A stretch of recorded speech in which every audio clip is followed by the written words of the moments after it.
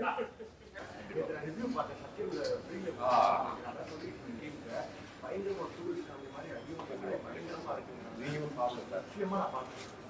நன்றி. ஆமா, ஏன்னா எங்களுக்கெல்லாம் கமலா தட்டுறது ஒரு கனவு. ஏன்னா நாங்க வாய்ப்பு கிளம்புறது இது இங்கே தான் வர மாதிரி. உங்க படமே தேங்க்யூ. போட்டோ எடுத்துருவோம். ஆமா,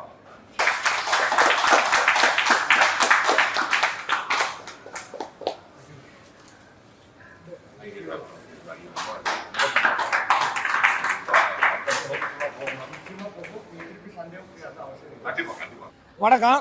என் பேர் வந்து லொல்லு சபா பழனியப்பன். இப்போ சிறகடிக்க ஆசையில் ஹீரோ ஃப்ரெண்டாக நடிக்கிறேன். டேய், இந்த படத்துக்கு இதுக்கு என்னடா சம்பந்தம்? படத்தை பற்றி பேசுங்க அப்படின்னு தானே நீங்கள்லாம் சொல்கிறீங்க. அது ஒரு கேலப்பாக இருக்கணுங்கிறதுக்காக தான். அதாவது பொதுவாகவே வந்து எல்லாருமே மிடில் கிளாஸ் மக்கள் வந்து மிடில் கிளாஸ் ஒருத்தன் கஷ்டப்படுறத பார்த்தா தாங்கிக்க முடியாது. அதே மிடில் கிளாஸ் வந்து ஹை கிளாஸ்காரன் கஷ்டப்பட்டான்னு வச்சுக்கோங்க. இப்போ நம்ம வந்து டூ வீலரில் போகிறோம், ஒரு கார் பஞ்சர் ஆகி நின்னா கவலைப்பட மாட்டோம். இதே டூ வீலரில் அவன் பெட்ரோல் இல்லாமல் நின்னான்னு வச்சுக்க, சார் நான் வந்து வேணா தள்ளி விட்றேன் அப்படிமா. இதுக்கு என்ன காரணம்? அவன் நம்மள மாதிரி ஒருத்தன் கார்ல ஆடி கார்ல போறவங்க படுற கஷ்டத்தை ஆடி கார்ல போறவன் தான் கவலைப்படுவான், நம்ம கவலைப்பட மாட்டோம். அந்த மாதிரி ஒருத்தன் முனிஷ்காந்தை பொறுத்தவரைக்கும் எப்படின்னா, நான் ஜூனியர் ஆர்டிஸ்டா சின்ன சின்ன துண்டு துக்கடா கேரக்டர் பண்ணும்போது அவர் துண்டு துக்கடா என் கூட வந்து மீட்டருக்கு போட்டவர். அவர் வந்து முண்டாசுப்பட்டிங்கிறது சில பேருக்கு லைஃபு, இவருக்கும் முண்டாசுப்பட்டி லைஃபு. முண்டாசுப்பட்டிக்கு பிறகு நிறைய படத்தில் ஹியூமர் சென்டிமெண்ட் எல்லாம் பண்ணி தன்னை ஒரு நல்ல நடிகர் நிரூபிச்சிருக்காரு. இப்போ இந்த படத்தில் முதன்முறையாக கதை நாயகனாக நடிச்சிருக்கிற முனிஷ்காந்துக்கு என்னோடையும் என் சகோதரனோடையும் வாழ்த்துக்கள். ரெண்டாவது, இந்த கதைங்கிறது கொஞ்சம் வெயிட்டான கதை. ஹீரோ வந்து நடிக்கவும் தெரிஞ்சிருக்கணும், கொஞ்சம் ஹியூமராகவும் இருக்கணும், சென்டிமெண்ட் வரணும், எமோஷன் எல்லாமே கொஞ்சம் கலந்த ஒரு கலவையாக இருக்கணுங்கிறதுனால தான் முனிஷ்காந்தை ஃபிக்ஸ் பண்ணியிருக்காங்க.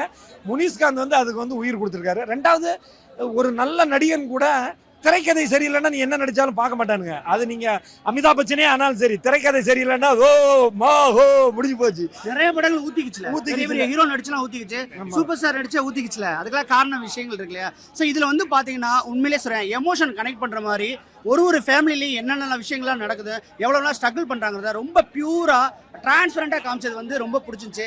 நிறைய விஷயங்களே நம்ம லைஃப்லேயே கனெக்ட் ஆகி போச்சு. இந்த மாதிரி 1 கோடி கிடைச்சா நம்மளுக்கு என்ன ஆகும் அப்படின்லாம் யோசிக்க வச்சுச்சு. நிறைய விஷயங்கள் வந்து கனெக்ட் ஆச்சு.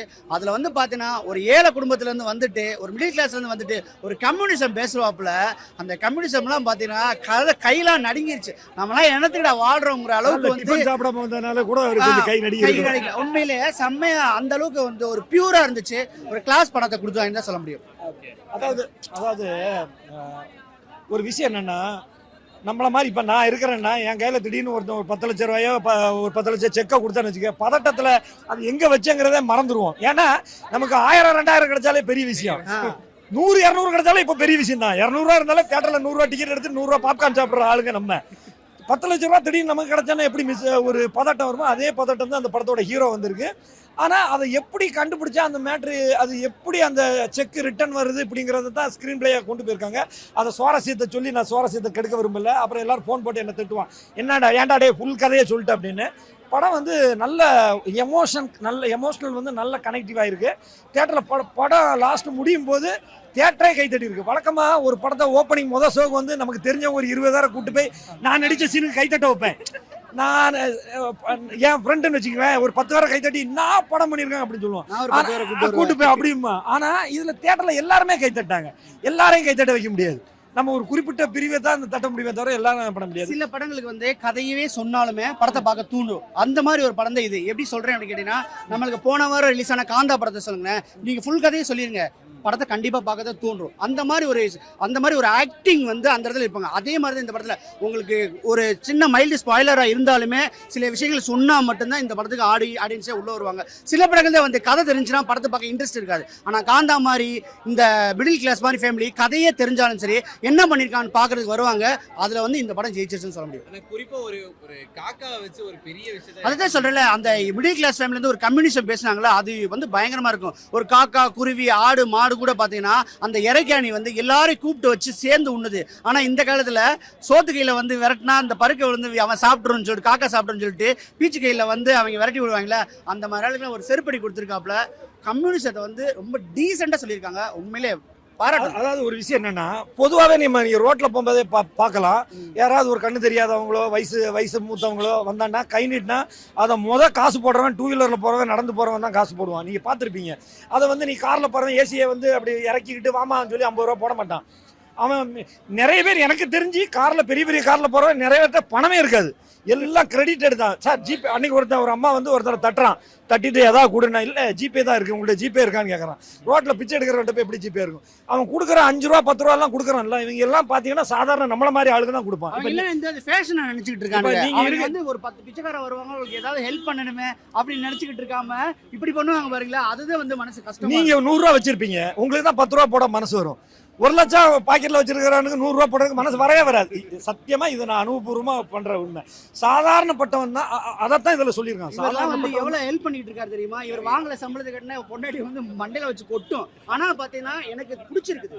அதாவது சில பேருக்கு தான் வந்து மனசுக்கு பிடிச்சது வந்து செய்யறதுக்கு ஒரு வாய்ப்பு கிடைக்கும். அது பின்னாடி வர்றத பின்னாடி பாத்துக்கலாம்னு சொல்லிட்டு எவ்வளவு தெரியுமா செஞ்சுக்கிட்டு இல்ல. அந்த விஷயம் எனக்கு கனெக்ட், அந்த இது எனக்கு கனெக்ட் ஆச்சு. அதாவது சாதாரணப்பட்டனா இருந்தா கூட அதாவது நம்ம சம்பாதிக்கிற முழு பணத்தையும் நம்ம வீட்டுக்கு எடுத்துட்டு போக கூடாது. இதுல கூட கதாநாயகன் அவனுக்கு வந்து கிடைச்சதை வந்து மொத்தமா வீட்டுக்கு எடுத்துட்டு போகல. அவன் நம்மளை நம்பி இருக்கிறவன்.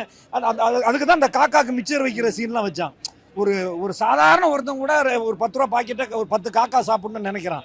அதே மாதிரி நம்ம நல்லா இருந்தாலும் நம்ம 4 பேருக்கு செய்யணும். அது எங்க அப்பா இதான் சொல்லி கொடுத்துருக்காருன்னு ஒரு விஷயம் வச்சிருக்கான். அது வந்து எனக்கு ரொம்ப கனெக்டிவ் ஆயிடுச்சு. ஜெயலலிதா ராமமூர்த்தி ஒரு 4 சீன் வருவாப்ல, அப்படியே பதட்டமாயிருது நம்மளுக்கு. அவரோட ஆக்டிங், அவர் எப்பவுமே ஒரு கம்பீரமான ஒருத்தர், ஒரு என்ன சொல்றது, ஒரு கம்யூனிசம் பேசக்கூடிய ஒரு ஆள் தான் ரியல் லைஃப்லயே.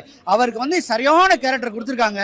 அவர் ஒண்ணுமே இல்லை, ஒரு ஃப்ரேம்ல வந்து பாத்தீங்கன்னா அப்படியே வைல்ட்ல காமிப்பாங்க, அப்படியே அவரை வந்து ஃபேட் அவுட் பண்ணிடுவாங்க. அந்த சீன்லயே நம்மளுக்கு அழுக வந்துரும். பழைய வினித் சக்கரவர்த்தி இருக்காரு, அவருக்கு பதிலா வந்து ஒரு சென்டிமெண்ட் செம்மையா சொன்னீங்க. அந்த மாதிரி நிறைய பேருக்கு வினித் சக்கரவர்த்தி சாரை தெரியாது. வினித் சக்கரவர்த்தி சாரை பார்க்கணுங்கிறவங்க வேலா ராமமூர்த்தி சாரை பார்க்கலாம். அந்த அளவுக்கு வர்த்தாரு. படத்துக்கு எத்தனை ரேட்டிங் கொடுப்பீங்க? நான் வந்து 7.5 கொடுப்பேன். 7.7. அண்ணா ஏன்னா 8 கொடுத்தா அவரு தப்பா நினைச்சுப்பாரு. நான் 1 கொடுத்தேன், என் கூடயே சுத்திட்டு இருக்கேன் என் நண்பன் எனக்கு அப்படின்னு. அதனால ஒரு 7.7. ஒருத்தர் ஒரு பாயிண்ட் ஆஃப் வியூல வந்து படத்தை பார்ப்பாங்க. என்னோட பாயிண்ட் ஆஃப் வியூல இது. இன்னொருத்தர் 5.5 கூட கொடுக்கலாம், அதுக்கெல்லாம் கிடையாது. என் மனசுக்கு 7.5. அது வந்து உண்மையிலே செம்ம. 5G மொபைல் வாங்குறவன்ட்ட போய் கேட்டீங்கன்னா அவன் 5 கூட சொல்லுவான். அதனால அவன் 9 சொல்லுவான். ரொம்ப நன்றி. ரொம்ப தேங்க்ஸ்.